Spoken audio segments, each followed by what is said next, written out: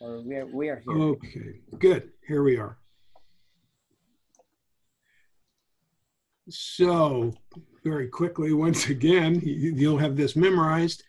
The marketing planning cycle is it's a tool that I put together over the many years, and John and I have kind of refined this to be able to develop a way to develop a marketing plan that works. And we've basically kind of come to the conclusion that you need to do all of these pieces at some point. There's no real starting point, because a lot of times when I work with clients, you have to start where their need is. And so sometimes you may start anywhere around here. But when we can, we would like to start with customers. And so that's what we're going to start with today. And we're going to kind of focus on, well, how do you really look at your current customers and determine who they are and understand them? And then, of course, we have to look at competition, and we want to look at the competencies that the business has compared to the competition, and then targeting. So once we do customer analysis, that helps us target our customers to know exactly who to look for as your most likely customers. Nobody has enough resources to go after the whole universe, let alone even a geographic area. So you have to really target in order to spend more money per individual high yield prospect. And that's the whole idea. Now, positioning, as we've talked about, we haven't spent a lot of time in detail on positioning, but we will as we kind of go around the cycle. Positioning is how to create a certain image in the mind of the customer, either for a product or for a company. And so that's really what I find is the most important piece of successful marketing. A lot of times advertising that is done without good positioning ends up getting wasted.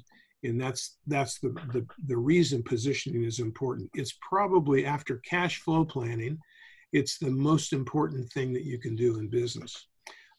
Content development happens after you've done positioning. You cannot do a good job with your content because you don't know what words to use. You don't know who your customers are. You don't know enough to know what words they listen to, what images influence them, whether or not you've got an emotional sell or a scientific sell, or an intellectual sell. So you have to have all of this stuff done before you can really do good content. And then finally, you get to communication, the media, the channels that you use, whether it would be an advertising in a newspaper or radio, or using Zoom. So that's the whole package, and it's quite complex nowadays with social media and the internet. But you can't really select your media until you know your customers. And then we go through an analyzation and feedback in order to be able to make corrections to all of these things. And as we mentioned last time, you kind of go around and around and around this. Sometimes it takes a long time to go around it. If you're if you're building a brand new business, it doesn't take as long to develop this as it might if you already have a business and you have certain needs. So now we'll kind of get started. I wanted to just kind of outline the different customer types, because we can't speak of customers or consumers all in one big lump sum. They break basically into business to business consumers and business to business, meaning or business to consumers and business to business, meaning businesses that sell to other businesses on one hand, and businesses that sell directly to customers on the other hand. So you've got the people who make things, like Alex, he actually makes stuff. And then many times they can either go directly to the internet to sell, or they can open up a retail store. Then they get to the consumer. Sometimes makers go through a series of wholesalers and distributors who then get it to a retailer, who get it to the consumer. So those are a little different. When we're trying to sell services, say business services to a business, it's an entirely different thing than trying to sell to a consumer. And of course, there are lots of differences between different types of products, services versus, products, et cetera. So that's why the positioning is so important. So when we look at a customer analysis, these are several things that we want to actually look at and understand. These are things that when I typically go in and ask a brand new client to produce this information and tell me what they have, most of the time they don't have any information here.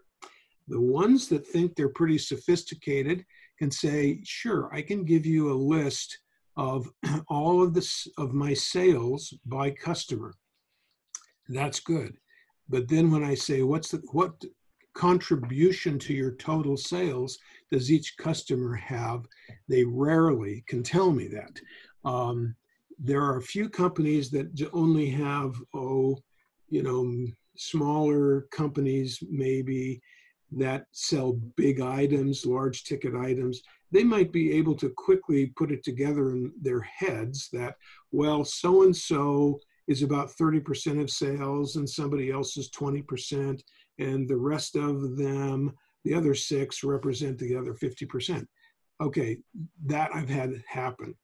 But that's about where it stops. And then when I say, what's the contribution to the margin? Meaning, and this is maybe a touch confusion, but the question here is how many margin dollars does each customer contribute to your overall margin? Well, people's eyes glaze over on that one. They just don't know where to go with it because the truth is they're not keeping enough data to be able to know. Now, if somebody is selling, say, like a retailer, and the margin tends to be the same for everybody, that's a little easier because they just look at what their product cost compared to what they sold it for. That's your contribution margin. And then they take a look at the percentage of sales that a particular customer contributes, and then they simply apply that percentage to the contribution, and you've got the margin dollars. So that can happen fairly easily, but for the most part, people don't have that number. The cost of sales per customer, this is sort of the reverse of the contribution margin, but basically this is to say if you sold $100,000 worth of services or products to a customer, the question is, what did that cost you? And of course, you have to go through a cost of goods calculation in order to come up with that number. And that's exactly what you do, is you figure that number out, and then you pass that through and come up with a cost of sales. And then, of course, the cost of delivery and the cost of customer service. You need to know whether or not you're a business to business or business to consumer. And that's one thing that people do know. But we also want to know, if you happen to be in selling to businesses, we want to know what the industry is, what the sub-industry is of your customer, what their niche businesses are, so that you can understand their niches as well. And then you want to know geographically, where are they distributed? Are they distributed locally, say in the Inland Empire? Do they radiate out in circles, so that the further away you get from your location, the less customers you have? Or are they in fact in clusters that might be a little bit here, a little bit in, say, Riverside, and then you've got a strange group of customers in Pomona? Well, that tells you something about what's going on with customers. And then, of course, there are lots of other things that we'd like to look at as well. So what we're going to do is go through some of these in a little bit more detail. And so, you have to ask yourself questions about your customers, like, does it matter what they actually think? And of course, the answer there is, well, it certainly does. Are they the same? And the answer, of course, is no. They're you usually have a lot of similar characteristics, but they're not all identical. However, there are certain things about customers that can surprise you when you do a real analysis, and we're going to go through some of that today, that can really show how amazingly the same your customers are, even though, of course, there are some differences too.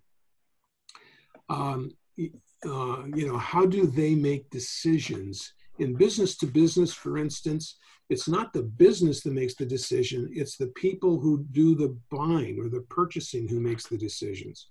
And those people all have their own profiles. They all have their own interests. They all have their own priorities. They have their own issues in business. And so understanding who the buyers are is important in order to really understand the kind of personalities you're dealing with when you're trying to pitch them. What kinds of things do you tell them that they get from you? This is part of positioning. That is that, you have to have a story. You have to tell them what the attributes of your business and your products are. And so that's part of what you want to collect, is that what you need to tell them. And then, of course, how do you measure the quality of the things that they get from you? What is their life cycle? Do they come in and cycle over very quickly? The dairy has a turnover of about 100% of their customer. Of course, a lot of them don't turn over, but typically on average, 100% of their customers turn over every 2.5 years. That's a pretty fast life cycle. There are other situations where that's, if you compare that to the life cycle of a single purchase, somebody who may buy a computer, they're not going to be buying, if it's just for themselves, they won't be buying another computer for 3 to 8 years, something like that. So the life cycle is a very, very long life cycle, not only to buy it, but for the return business as well. It's important to know the life cycle as it pertains to the products that you sell. So you really need to know all of these things here: why they bought, how did they hear about you, what is their perception of your brand, why do they stay, do they refer to other people? This is, for the dairy, this is one of our key questions to determine how solid a customer really is. Every other year we do a major survey. We're going to be going through a couple of those things. A major survey that, and one of the key questions is, have you referred a friend or a family to us this year? And that percentage ends up telling us how embedded that customer is in terms of their satisfaction with the company, how they believe quality is, et cetera. The whole perception of value, quality, service, and price. I mean, that's kind of what that tells us. Then, of course, you need to know what they buy. So when someone says, well, we have a customer that does $100,000 with us, great, that's nice. They do X percentage of your overall business. Now, what is it that they buy from you? Sometimes they can't tell you that. They don't have a system that keeps track of SKUs by customer. That's important. You need to understand that. We need to know what their expectations are so that we're sure that we always beat those expectations. If they have low expectations, fine, that tells us one thing. But if they have very high expectations in terms of service, then you have to be able to beat that. You can't ever meet it. You've got to try to beat it. And of course, the values and how they understand it and so forth. So here is, we're getting into the workshop part here. Here is how we actually try to set up an analysis for customers. So in this data capture sheet, you can see that we've got a customer address, the city, state, zip, et cetera. Then we ask for revenue for a first category. So the first category might be a line of business that you sell. So if you're a sporting goods store, perhaps you would have athletic shoes as a category, and you might have uniforms as a category, and equipment as a category, et cetera. So whatever the right category for your business is, and then you would put the revenue and the margin for each one of those. And now then you would go all the way across the total, and you do total revenue and your total blended margin. And you would do this for every single customer that you have. That's kind of how that's kind of what we're looking at. But then to do the analysis, we'll look at the revenue and then the cumulative revenue for each customer. So this is customer 1, 2, 3, 4, 5. And what we're going to do is we're going to take the revenue in this column, and over here, we're going to add the second one to the first and the third to the second, so that we have a cumulative revenue, so we can see how many customers it takes to get to 20% of the volume, because that's the Pareto principle.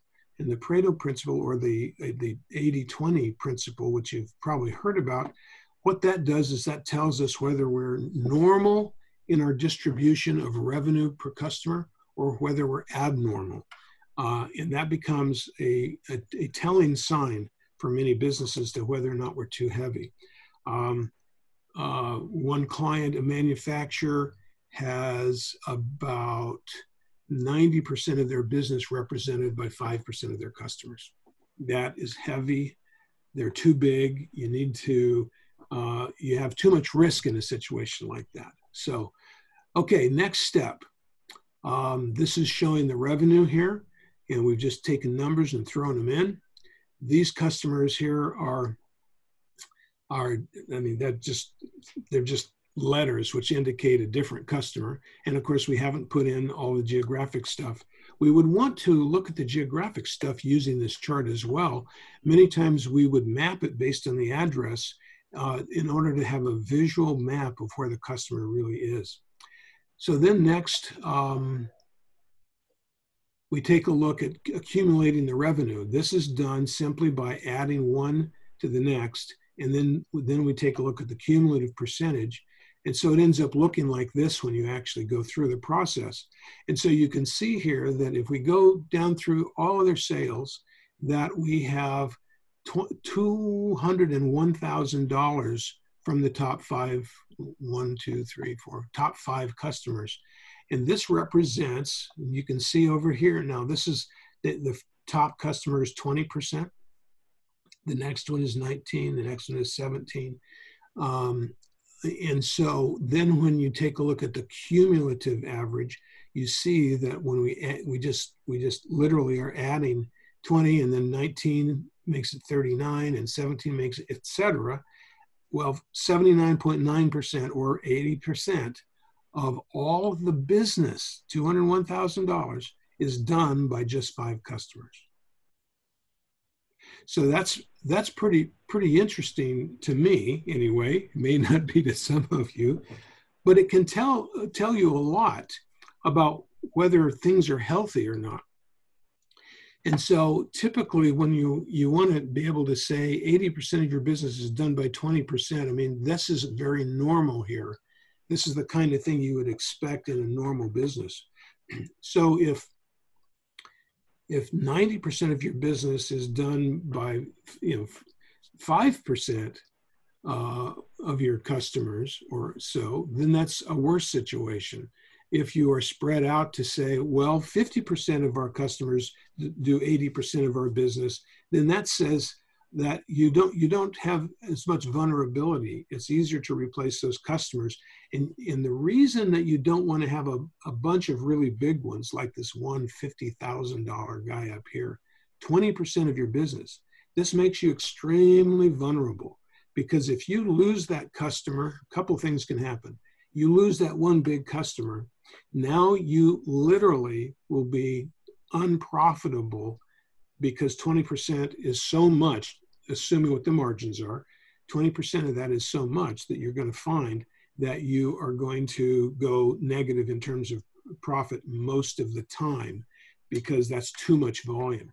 So the other thing that happens is the people who are big end up getting very demanding of you. And so you'll end up selling at lower prices to your top customers. Now, there are times when that makes sense. So that's not an absolute that you can't do that, but it's just a reality, and you have to remember that there's a real good chance that you could lose the business, and at the same time, they could pressure you very hard for more service or lower prices, which means that you're making less money. I've done this where we've done margins before and found that many times the top 2, 3, or 4 customers, even though they didn't know it, that they were actually breaking even on their biggest customers, because that's the way the pressure tends to work. The question then is, well, do you want to break even? Well, you don't want to. Do you have to break even? You might, based on pressure on pricing, but it can be an unpleasant experience, but you need to know it. You can't make good decisions if you don't know this information about how to put together your composition of customers. Okay, so let's talk a little bit about the Pareto principle. So we actually built this chart so you can get a sense for what it means to have a certain composition of customers. So if you are 5% or doing 95% of your business, that gives you an extreme risk of revenue, as I've mentioned. Those are the gorillas that we talked about. They can hold you hostage. 90-10, you have a lower number of customers but it indicates a need for more customers of the same size. In other words, you ought to be concentrating on getting some of those same kinds of pieces of business so that your bigger ones don't have as much leverage over you. 80-20, that's kind of our expected normal. And if you go lower than that, then it could be a safer place to be in terms of regarding risk to your revenue stream. But at the same time, you might not be stretching hard enough to get the larger volume, more profitable customers. So it's a good place for me as a consultant to help people understand more about their customers. And it usually says to most business people, and it helps them understand they don't really understand their customers the way they thought they did. They may know the people, they may know them by name, but they don't understand the composition of business that customer makes up. So this is just the same thing, kind of shows the difference here in terms of volume versus revenue. This is showing percentage of profit. And so what we've done here is we've applied your gorillas, these little teeny guys here, and how much profit, and very often they're negative profit. And then all your little guys are making up for the big ones. Sometimes you're just balanced, and if you're not profitable, you may have a composition like this. If you have a normal distribution, the profit's a little higher. If you're kind of on the safe side, your contribution and your profit is higher yet. But it's also, as I mentioned, an indication that you're not stretching hard enough to make growth happen. So here's a second way to look at geographic distribution. So in this particular case, this is looking at a business that has different kinds of customers. And I've forgotten who this is, but you can see that the blue represents Inland Empire, the yellow is Los Angeles, Orange County, and the green represents San Diego County. Now, they have business across 4 industries, and you can see the numbers below. And so what we're doing here is we're looking at industry. These are major industries broken down geographically. And so, what does it tell you? Well, of course, right away it says mining and utilities is a pretty small part of your business. It's interesting how many times I've had people say, well, we've really got to get our mining business up. Well, why is that? Well, we don't have very much mining business and we think there's a growth area. Okay, have you looked at the market? How many miners are there out there? And of course, in this particular case, the answer was not very many miners. Actually, they had a pretty good percentage of the total number of miners in our county, as I'm starting to recall this account now. And so you know, it tells you, it gives you insight. And at the same time, you know, so we'd say, don't concentrate on mining. That doesn't make any sense. You realize that manufacturing, you know, how strong manufacturing is in the Inland Empire. And as a matter of fact, you know, there's more market for you in manufacturing in the Inland Empire than in many other areas. Yet you're doing all this business in Los Angeles and Orange County. Why aren't you doing more business here? So that helps us really narrow down the targeting. So when we do geographic distribution, other kinds of things can emerge. This is a particular market study that we did that happens to be, this right here is 91. And this line represents the county line between San Bernardino County and Riverside County. Now you would think that the distribution was about the same geographically all the way around in concentric circles, but we found that was just not the case. For some strange reason, this particular, this was like a Western horse retail distributor. It's kind of a big operation. They sold hay and feed and, I don't know, maybe horses, but all kinds of gear and saddles, that kind of thing. Well, so you would think that, boy, you know, a lot of people from San Bernardino would be going there, but there was a psychological difference between people crossing the county line. And also the physical location made it easy to get to off of the highway, you know, going north, but a little more difficult coming south. And so this, you know, you've got this strange anomaly. Well, only by mapping would you really discover that there was some kind of a barrier there. We have found barriers due to highways going through.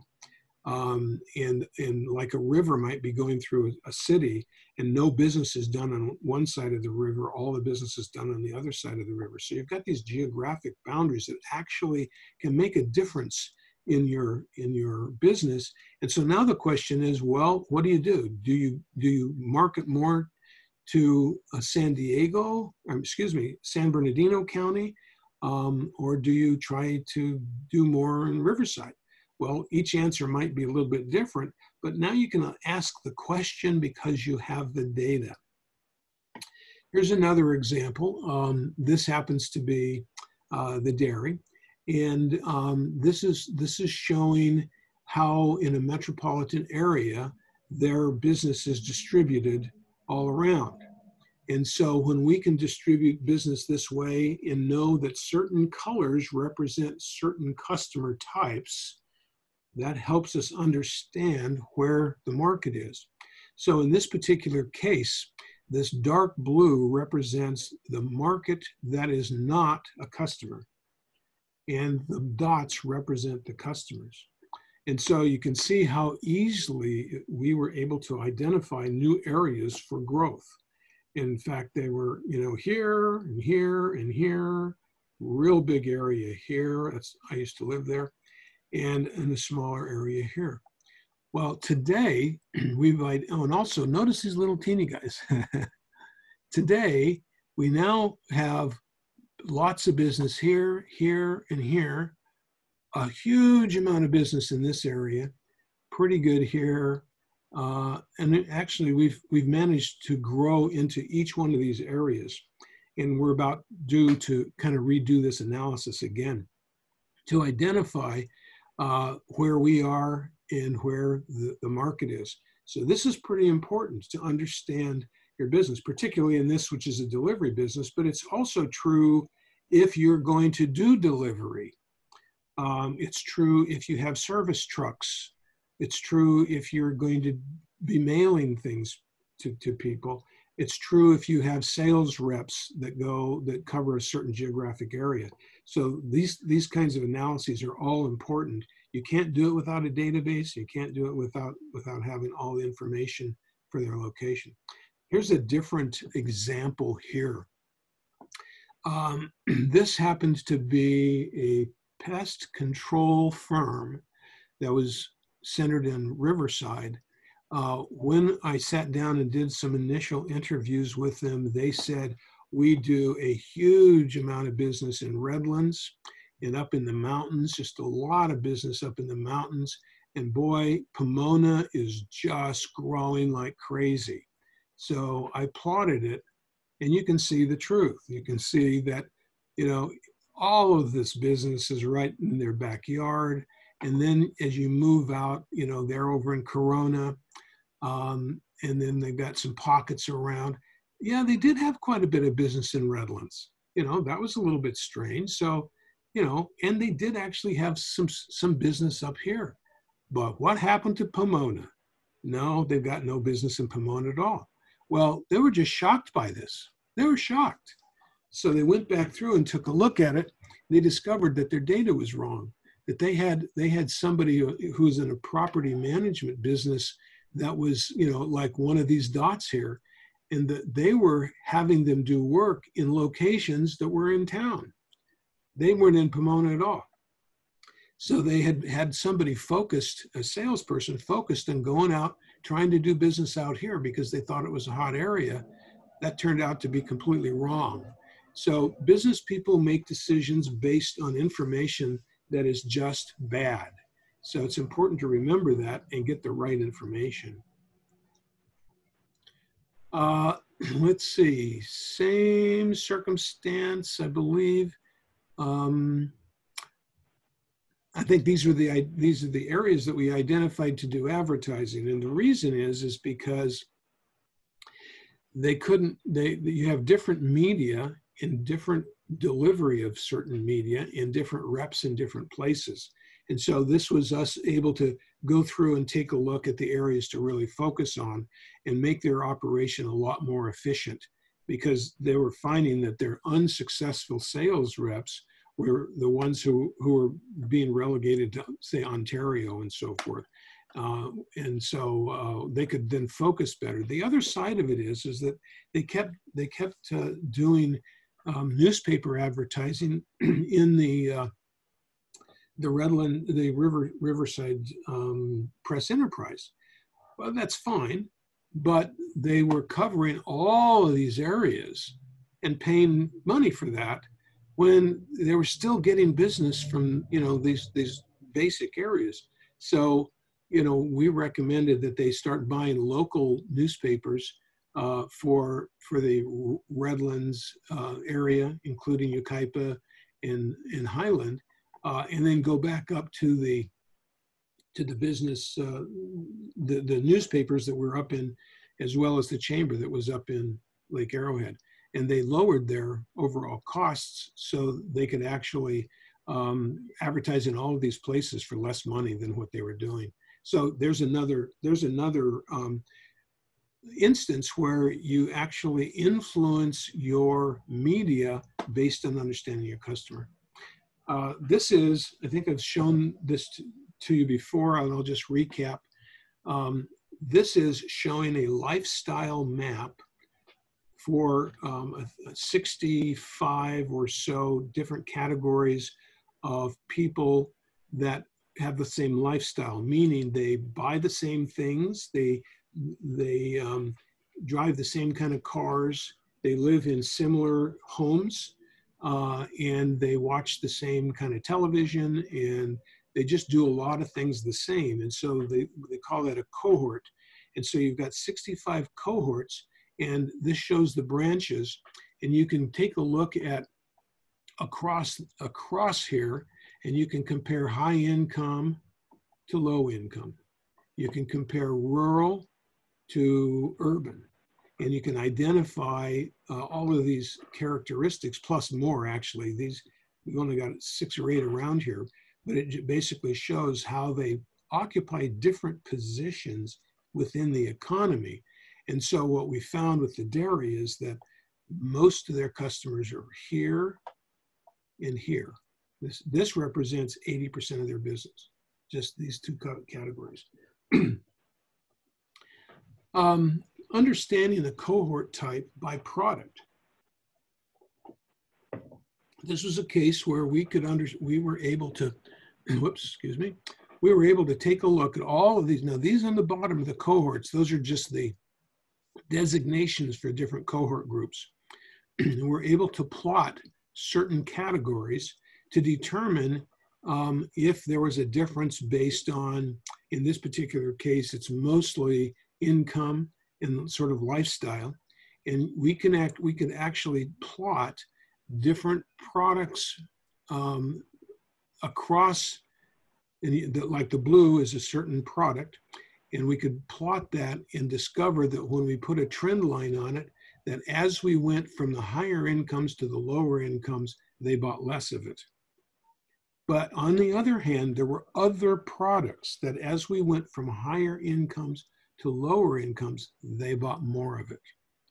Well, this is really very useful in understanding how to promote products among the different groups that you have.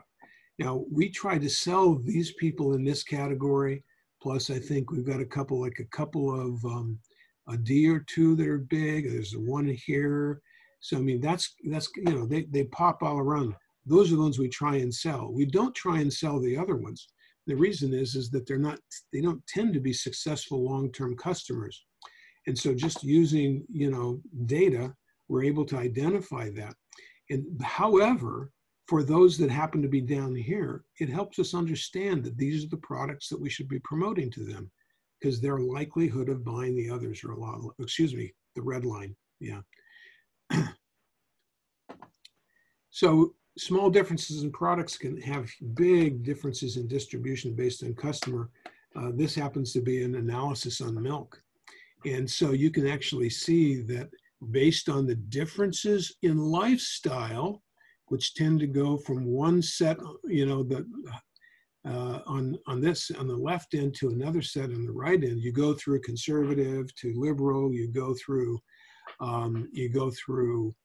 housing type, rural to urban, et cetera, all of those things that we kind of discussed. And so as you look at them, you see that most of these are trending down. One is flat. That happens to be 2%. But look at this red one here, or this blue line. The blue line is full milk. And you can see that as the population tends to get more basic, little lower income, more fundamental, they are the ones who are drinking more full fat milk. As they tend to have higher incomes and higher education, they tend to drink fat-free milk, and so that it goes down.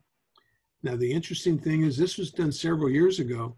I think the trend has changed because we're selling more whole milk to all categories, I believe now.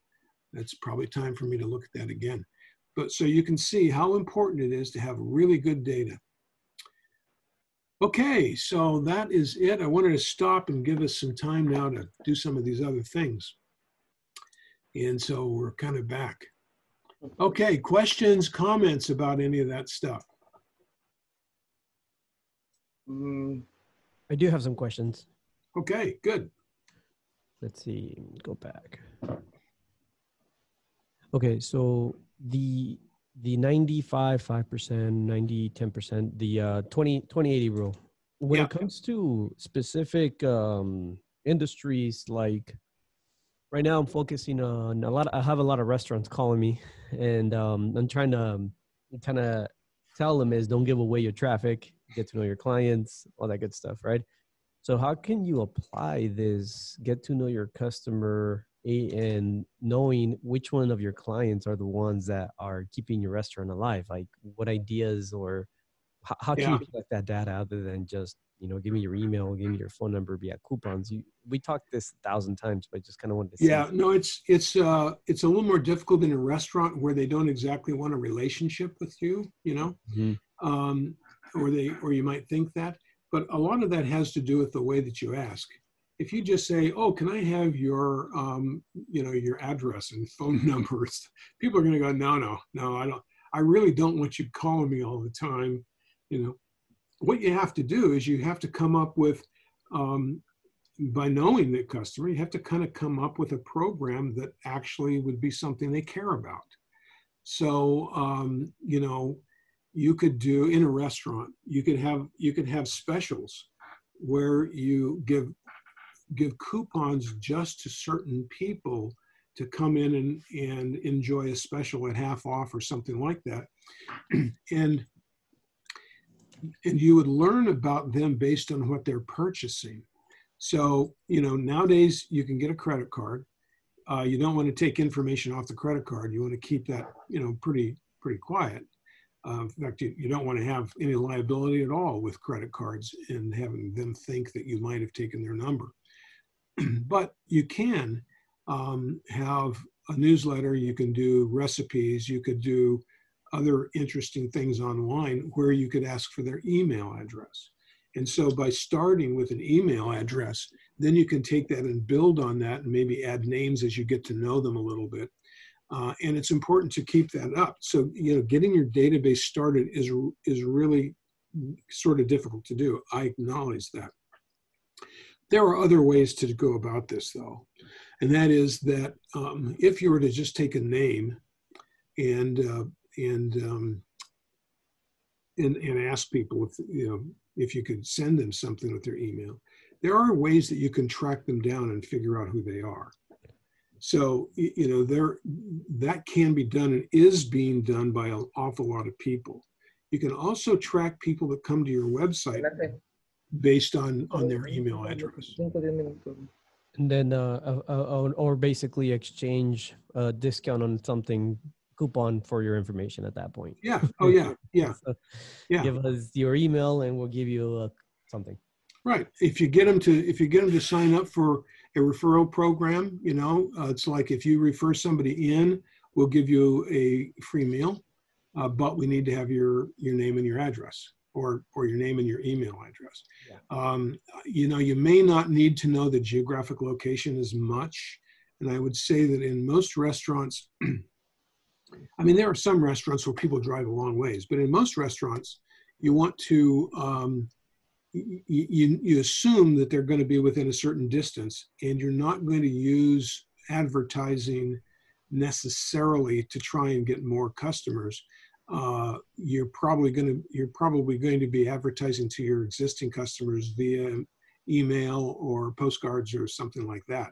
So just having an email is probably adequate, but you can actually send in emails to services, and they can try and match that email with the real customer. You can get more information. You can what they call append a list. It's really remarkable how much information is available on your customers. And if you have a name address, you can figure out exactly who they are. Absolutely, you can. And it's not very expensive. I think we, for the dairy, I think we spend about $2,000 each time we update the list. Those are mosaic codes. Called Mosaic is the lifestyle model that is built. There are two others in the country. Another one is called Tapestry, and that's an Esri product. So, you know, there are ways that you can get this, and they will go through and cross-match and append. So, I mean, literally for all 20,000 some customers, you know, we know on average the kinds of cars that each one of those types have, how expensive the car is, how much they spend on magazines. I mean, just an awful lot. Not down to the individual person, because that's not really relevant to us. That is available for more money. All of this stuff is available, and it's actually frightening when you find out how much is available on all of us. However, if you need to know this stuff, it's really valuable to be able to understand who your customers are. Now, the information is going to be tougher and tougher to get in the future.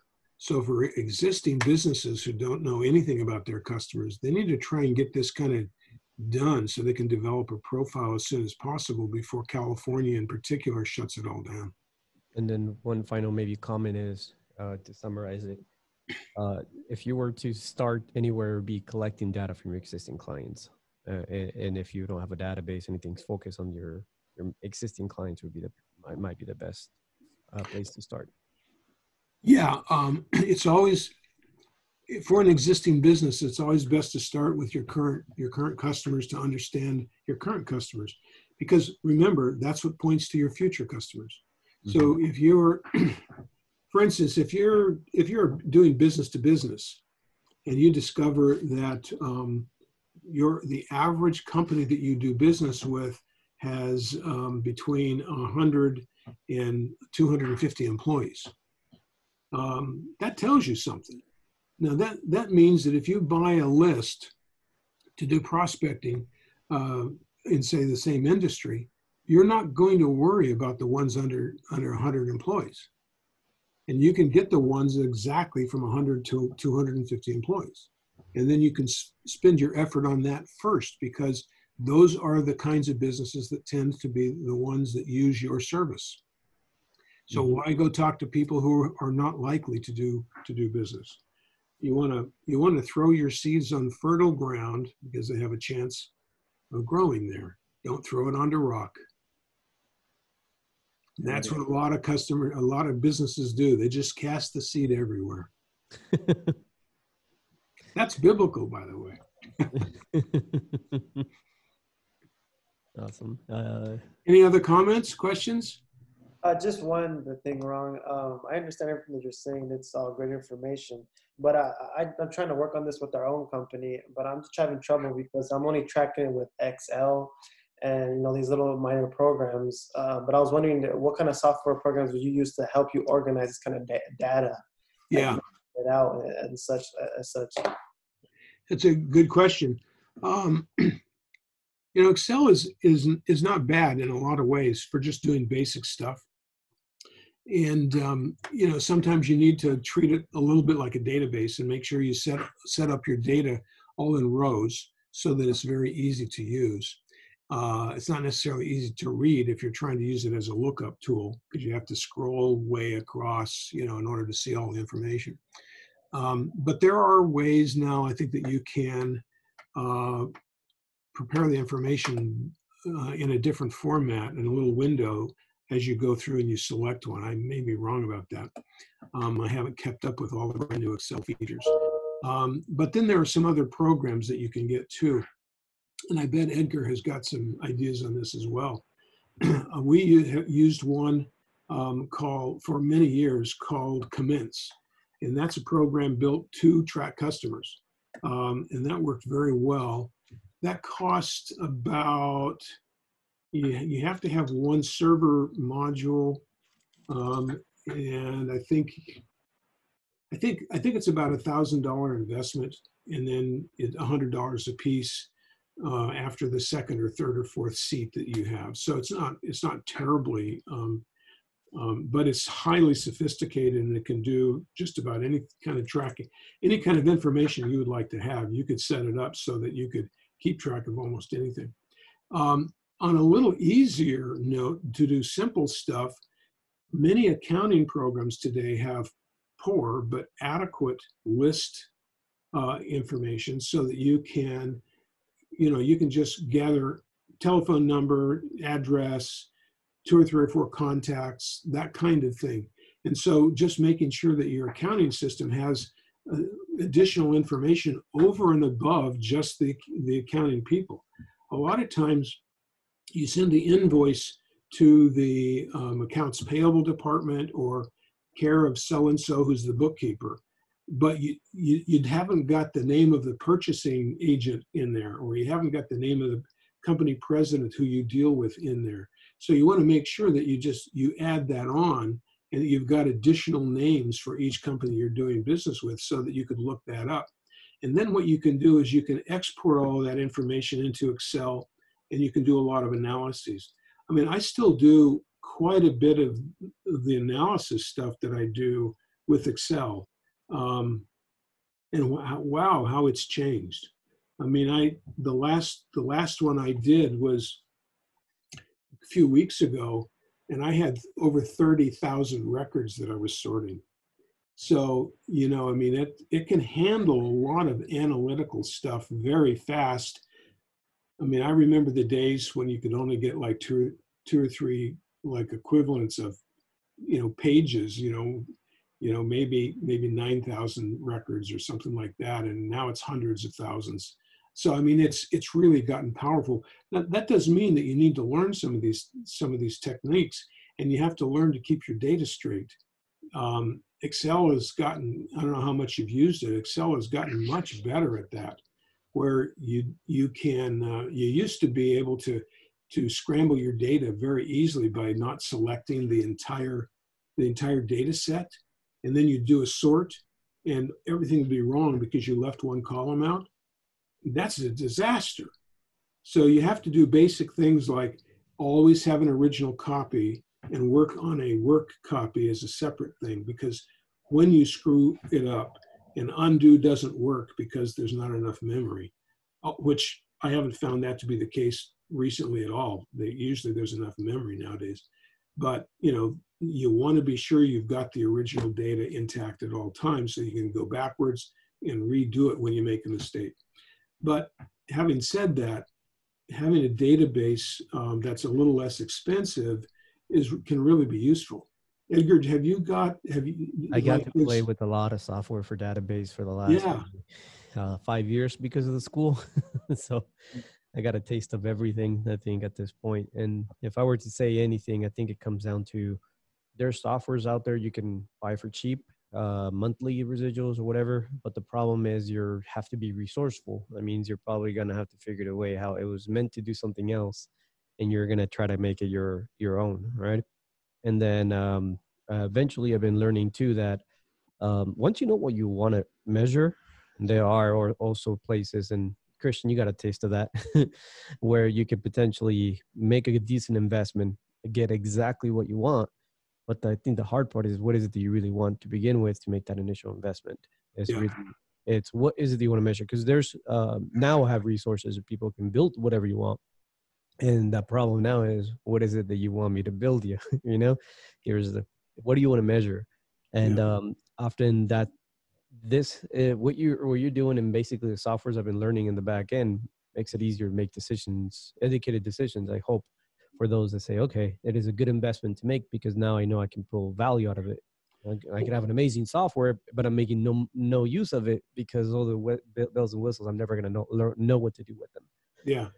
And so, yeah, I think that's right. And the other thing I've always found too is that many times you start off with a narrow scope, and so maybe you only have address and phone number, and then you realize, well, no, we want to put our sales in here too because we want to sort by sales, and then well, no, we'd like to put our margin in too, or what about the products that are so the data tends to go away. If you don't capture it now, it's hard to go back and rebuild it and find it again, if you can at all.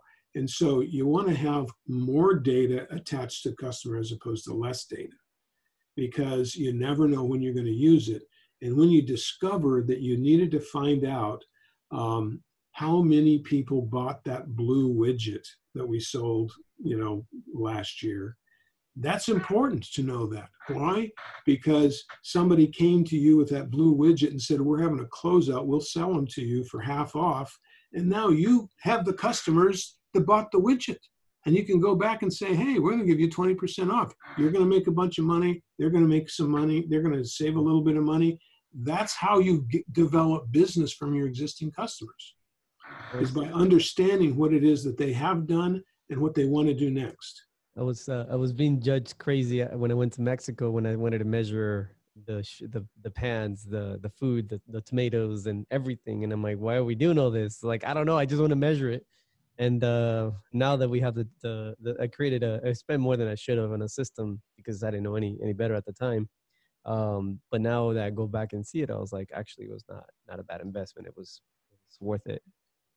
It's not perfect, but it was resourceful. But that journey led me to learn a lot about softwares. Right. And the other problem, Christian, that you run into when you've got legacy systems already in-house is if you have a lot of data, how are you going to transfer that data back and forth? And the answer is you're almost never going to be able to transfer it back and forth. But you can usually transfer it from one place to another place without changing the data. In other words, you can have a repository, a database, and you can load it on a monthly basis, say from your accounting system, and you can add to your database. It's not easy to take from your database, make some changes, and load that back into an accounting system. That just hardly ever works. And the reason is that you can end up changing the numbers in an accounting system, and now you're out of balance. And the accountants, the bookkeepers will absolutely go crazy when that happens. I've been trying to look at those systems, I mean, for 30 years, and it just doesn't ever work. There are systems that are getting closer and closer with APIs, and now sometimes some things will talk to each other back and forth. But really, one-way communication is all that is safe at this point, most of the time. So you may find that you want to capture your data in an accounting system, and you want to, say, move it into a database.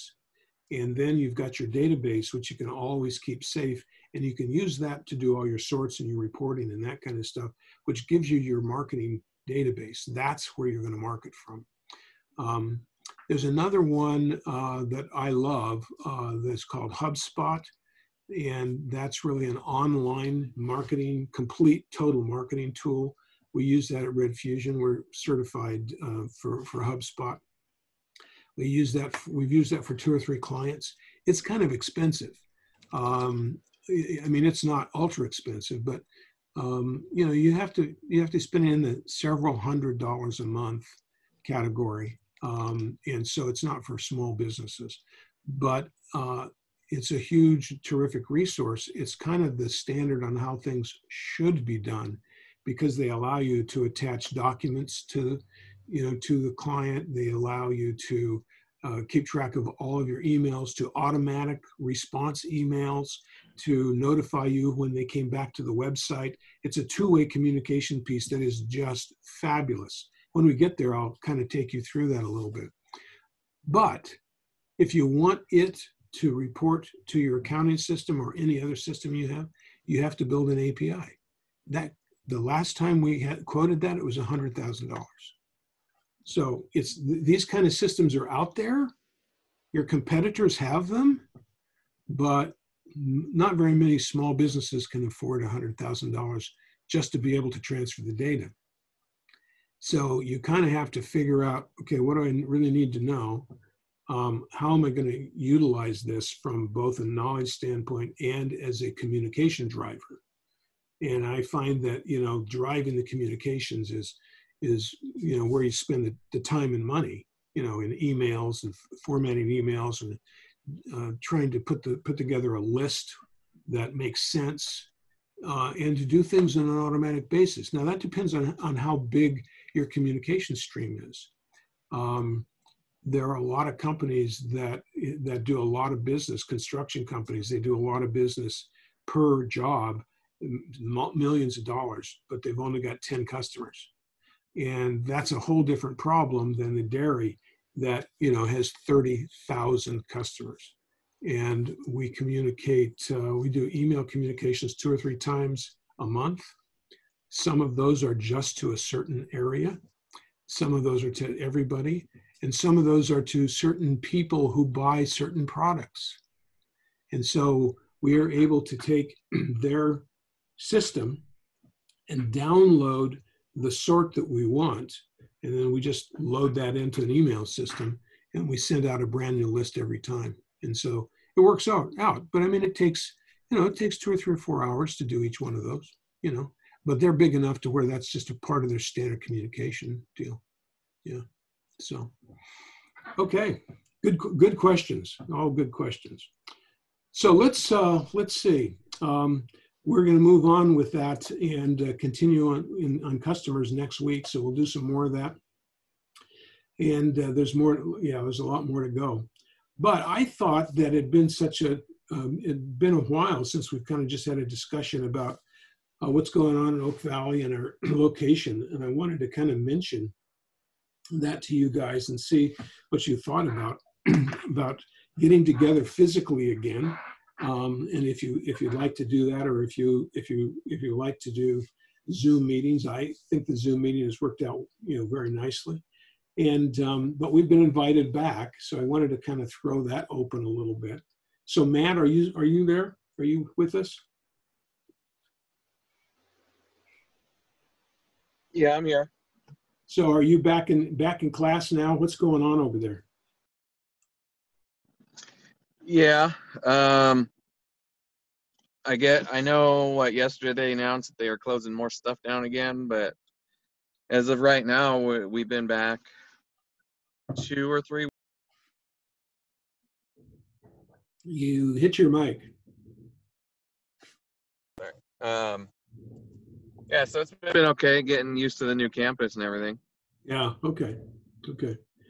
Well, Mark invited us back yesterday on the phone. I was talking to him, and he said that there's lots of room, and they can put us in a big room so that we'd be spaced, adequately and that sort of thing. So I was thinking maybe we consider it in 2 or 3 weeks, just kind of get this next wave to kind of get a sense to see what's going on with that. But Yeah. do any of you have any other comments? I want you to stay safe, Ron. We need. Thank you. So we need you. I'm the old vulnerable one. Yeah. So that's for the me, gray hair. my that John was question would be, how do you feel? Yeah, well, I'm okay. I'm okay with it. I don't think I have any underlying issues. Okay, well, And, whatever you want at that case, Ron, but I think Okay. that's my number one priority. Make sure. Well, thank you. That's nice to say. So, all right. Yeah. Well, we'll consider that here as we go forward. So I thought it would be important to kind of let's have a little update. I'm interested. Lucy told us a little bit about what she's doing, which is all of the above, with the exception of classwork at Oak Valley. Matt, tell us what's going on with your coffee shop, your concepts. Are you guys still working on that? Is that dead? Where are you on that?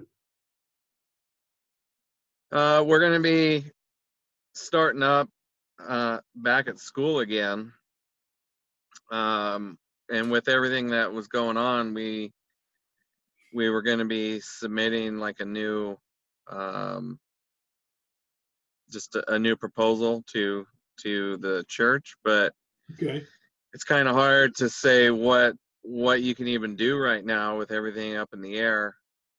And me and Andrew talked to an investor, but he wants to see 3 months of sales. Right. And so it's just kind of hard to get that right now with everything, because you don't know where things are at. So I think we're going to start focusing more on the mobile cart. Okay. And doing the mobile trailer, just because you can still sell coffee, but you can keep the distance and everything a lot better with that. Yeah. So I think that's kind of what we're looking at. And unfortunately with us in school and not having a lot of time, I actually talked to my stepdad. He's done construction and he's kind of retired and stuff, and to see if he'd be interested in kind of helping out, getting the trailer going faster. And so that's what's going on with that. Okay. Well, so are you are going to give them another proposal and give that another shot and see what happens, or are you just going to wait for a while before you do that? Well, I'd like to give them one right now that basically says we'll start running the coffee shop without, basically as a lease, but doing like a trial because of the way things are right now. Yeah. So instead of getting locked into a lease, we would basically say, because of the uncertainty with everything, would you be willing to just let us start a couple days, whatever, weekends, and just see what kind of sales we can get in that location. Mhm. And if it is enough to sustain the bills, it looks like it'll be enough to do as like an independent. Basically, we'll kind of do the same thing that Oak Valley's doing, just leasing the space from them. Yeah. And we want to just lease the equipment if they do that. So basically, if something did happen where it's like this just isn't working out for us, that the transition would just be real easy Yeah. back to them. So we wouldn't bring in any of our own equipment, anything like that. It would be theirs, and then we would just pay them a lease amount, and then for the equipment, along with a lease amount for the space with utilities included. Mhm. And then they also have a kitchen area that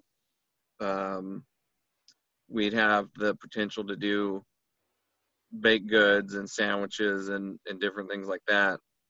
And if they were willing to do that, give us access, then that would be like a separate amount as well. So basically, depending on what they wanted to do, we would have it set up to where we can kind of pick and choose. Mhm. So, Okay.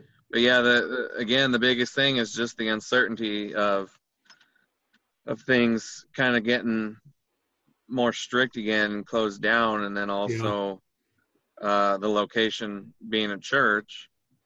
You never know how it would do, although I think it's a good location still. Well, yeah. So have you sort of run the numbers on how many people come to church and just sort of put a number to the number of coffee drinkers to see about how many cups you might sell on a Sunday? Well, and that's the thing with they said around it should be at least 2,000 people attending on a weekend. Okay. And so I figured 25% may order a drink, but they have like a square that they use, and they said they track the information. Yeah. And that was one of the things we wanted to talk to them about in our initial proposal, but it didn't turn out that way. Yeah. So it's hard. I believe they were, I can't remember the numbers exactly, but it's predominantly Hispanic, and then white, and then little, I don't know what percentage, maybe 10%. They said black and other, Yeah. and so we don't have, so just going off of the numbers of what they said they get on a weekend, I just figured about 25%, because you figure there's going to be a lot of kids, because we don't have that breakdown either. But I figured kids ordered fruity drinks or whatever too, and so you'll still get some of them that Yeah. order. I don't know this, but I'm guessing in order to get, say, 500 drinks sold, you're going to have other non-coffee drinks available to get up to 25%. I don't know. I'm just kind of guessing on that. Yeah, because I figured there would be probably at least half of that would probably just be regular cups of coffee. Yeah. Of the people that actually get coffee drinks. Yeah. So if you sold an average of $3, that gives you about $1,500 a day, which wouldn't be too bad. But that's right for the weekend. So okay. Well, I'll tell you what. Yeah. If you and Andrew want to, get on a call together, I'd be happy to do that with you guys. I'd be happy to help you move that along a little bit. I've got a few ideas. Okay. Yeah. So anytime this week would be fine, pretty much. Okay. Let me talk to him. Because he's not on the call, right? No, well, there's one person I don't know their number, but. That's David. He had to Okay. drop off. His Oh, David. signal was Okay. really bad. Yeah. No, so Matt's not here. Okay. Yeah, Because I'll probably have some time tomorrow. If I'll talk to Andrew. I'm not sure what his schedule is. okay. I'm pretty open until till about 2:00 tomorrow. Okay. Yeah, let me talk to him, and then we'll get back to you. Okay, that's great. Good. Okay. So let's see. Any updates from you, Christian? You still doing the same stuff? Well, things. I mean, we're seeing I guess you could say like the clouds are opening up. You know, the sun was coming out. Until hearing the news that the restaurants are gonna be closing back up again. Yeah. We're gonna see some. We're expecting some downtime, as in the loads of those companies that recycle the grease. Yeah. So now I've been trying to work with Edgar. At the same time, looking at our budgets and looking at how everything's going. We're trying to prepare a plan, a strategy, a marketing strategy to try to uplift our ultravac super sucker type work, that service, because I've been doing the numbers, and that if we do those services alone, like one of those projects can cover for 3 or 4 or 5 loads of the grease or the water that we be transporting, water waste. So that's what I'm working on right now, is with the team trying to find out the best strategy and on how we could aid to our clients and how we can expand more on certain services or certain industries that we service to, or the manufacturers that we service to. For example, the car washes, where we're trying to expand on that, where we're looking at the geographically where it's best for us, on route to probably aid to a couple of them at a time before taking it to the disposing site. Yeah, good idea. So those type of techniques we're trying to work on right now. But first, overall, that's why I was asking for the system, because we have a lot of old clients. Well, Edgar, I thank Edgar for this recommendation. We have a lot of old clients that we don't do service anymore for. So we have to try to go back into the archives and look for that data and try to sort and organize the data, and again, strategize how we're going to approach them again, and how we can bond and create those relationships again that we had in the past, maybe that we lost, or discover the reasons why we lost them, as well as expanding a little bit more on the ultravac marketing side. Oh, good. Okay. Cool. Well, good. I'm glad you're doing that. The time to try and expand your market is exactly now. Yeah. That's good. Great. Okay. Lucy, you have any more updates for us? Well, just that I started print on demand. So basically I just do designs and then submit them onto these websites that basically market your t-shirts for you. Oh yeah, okay. I good. had 2 sales this past week. Really? Yeah. Right. And then I had a couple Etsy sales also. So, Oh, good. passive income. That's nice. That's great. So are you going to promote those via some social media or something like that? Yeah, I started a social media, but the for Etsy, I use this company called Printful, and at the moment they're being impacted with COVID. So, what used to take like a week to print is now taking 6 to 8 weeks. Oh, so I just wow. So I just decided not to push the Etsy store as much, and Right. just kind of push the other 2 services that I'm using, because they print in-house. Okay. And then they deal with the customer service, so I don't have to deal with anybody. What does Etsy want? How much do they charge for their service to sell your stuff? So to list your item, it's 20 cents. And then if you make a sale based off of their Google like advertising or whatever, they charge, it depends on how much they charge depending on platform, but they charged like $7 for the sale that I did.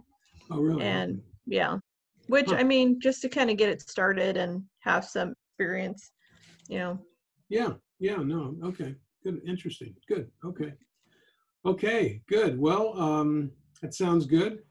Edgar has really started on his business. Are you going to update us on that? Yeah, I'll do it pretty quick because I can Yeah. talk a lot. So we got I finally was able to somehow at least take a portion of what the vision was of collaborative networks and dump it into like a website. So I'm just cleaning up some wrinkles and we're planning to go live. But we did want, David and I just, we're going after the people that have been impacted the most for now to help them out, which is the restaurants. And our goal is to help them transact online. And so we're going to target the Facebook group to help them out, get some clients out of there, and then the local restaurant owners that we know, and figured a way how we can get them into not giving a lot of their business away to third parties. So that's one of the first things that we were trying to help them out with. And through the network, we have access to a lot of resources, and I've been starting to connect some people to those resources, and I'm pretty excited to see some of these the powerful that these softwares, logistics, and things can do for business owners. So we're moving along. I'm finally talking to clients, which is probably the most important part. Yeah. So, That's where the money is, Yeah, and it's not in the planning. So yeah, Right. we're talking to people. We're at this Okay. point. I'm just excited. Great. Well, and for those of you who might care, David and Edgar and I are going to have a conversation here in about 30 minutes about restaurants and PPP and trying to reopen and all that stuff and some of the new loans that are out there. So if you have any interest, you can go on to Edgar's Facebook called.